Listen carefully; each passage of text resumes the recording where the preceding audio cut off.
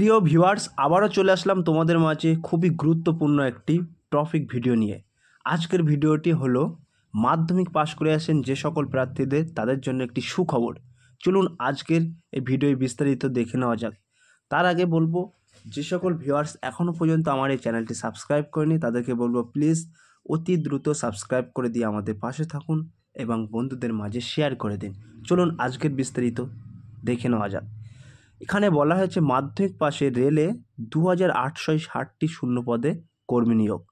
অর্থাৎ রেলে কিন্তু তোমাদের জন্য একটি ভ্যাকান্সি বার হয়েছে, শূন্যপদ কিন্তু 2860টি। রেলওয়ে অ্যাপ্রেন্টিস জব রিক্রুটমেন্ট চাকরি প্রার্থীদের জন্য আরও একটি নতুন চাকরির খবর নিয়ে আমরা হাজির হয়েছি। রেলে নতুন করে চাকরির নিয়োগ বিজ্ঞপ্তি প্রকাশিত হয়েছে।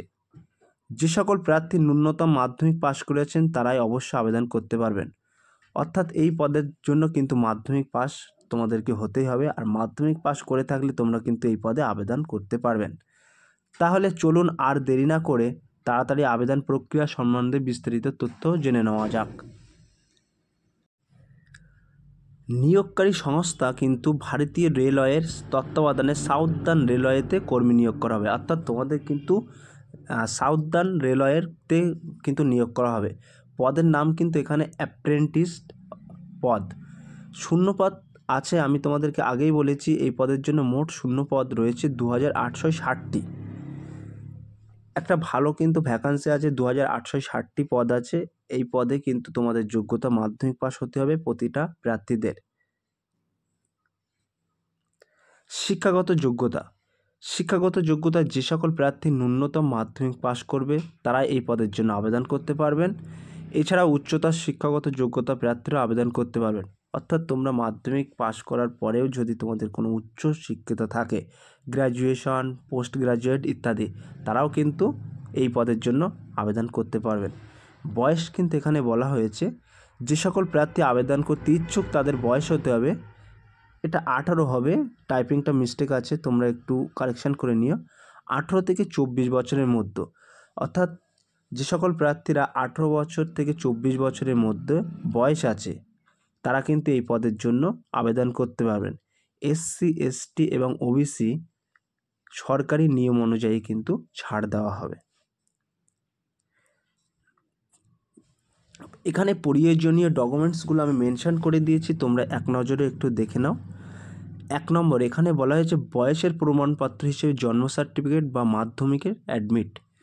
অর্থাৎ তোমাকে কিন্তু এখানে একটা বার্থ প্রুফ আপলোড করতে হবে, সেটি তুমি বার্থ সার্টিফিকেট দিতে পারো এবং মাধ্যমিকের অ্যাডমিট কার্ড দিতে পারো, যে কোনো একটি দিয়ে কিন্তু তোমাদেরকে ফর্ম ফিল আপ করতে হবে।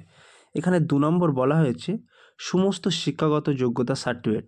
অর্থাৎ তুমি যদি মাধ্যমিকের ডকুমেন্টস দিয়ে অ্যাপ্লাই করো তাহলে তোমাদের কিন্তু মাধ্যমিকের অ্যাডমিট কার্ড, রেজিস্ট্রেশন, মার্কশিট এবং বোর্ড সার্টিফিকেট কিন্তু তোমাদেরকে আপলোড করতে হবে।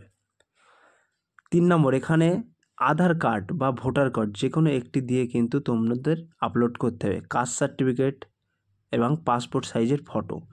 এই প্রয়োজনীয় ডকুমেন্টসগুলো নিয়ে তোমরা যে কোনো মোবাইল থেকেও কিন্তু তোমরা অ্যাপ্লাই করতে পারবে এবং যে কোনো সিএসসি বা কোনো নেটওয়ার্ক কম্পিউটারের দোকানে গিয়ে তোমরা কিন্তু এই পদের জন্য আবেদন করতে পারবেন বা ফর্ম ফিল আপ করতে পারবেন। আবেদনের শেষ তারিখ কিন্তু এখানে বলা হয়েছে যে সকল প্রার্থী আবেদন করতে ইচ্ছুক তারা কিন্তু 28/2/2024 তারিখের মধ্যে আবেদন করতে পারবেন। অর্থাৎ 28/2/2024 তারিখের মধ্যে কিন্তু তোমাদেরকে আবেদন করতে হবে। এই তারিখের মধ্যে তোমরা আবেদন করে নেবেন। এবং প্রার্থীদের উদ্দেশ্যে আমি একটা কথা বলবো, তোমরা লাস্টের দিকে গিয়ে আবেদন করবেন না, যেহেতু লাস্টের দিকে গেলে কিন্তু সার্ভার ডাউন হয়, অনেক রকম প্রবলেম দেখা যায়। তাই বলবো তোমরা যথাযথ সময়ে ফর্মটা ফিল আপ করবে যারা এই পদের জন্য যোগ্যতা অর্জন করে আছেন। ভিউয়ার্স, এই ছিল আজকের টপিক ভিডিওটি। যদি ভিডিওটি ভালো লেগে থাকে প্লিজ লাইক, কমেন্ট এবং শেয়ার করে দিন বন্ধুদের মাঝে। ফিরে আসছি আগামী দিনে তোমাদের জন্য নতুন একটি টপিক ভিডিও নিয়ে।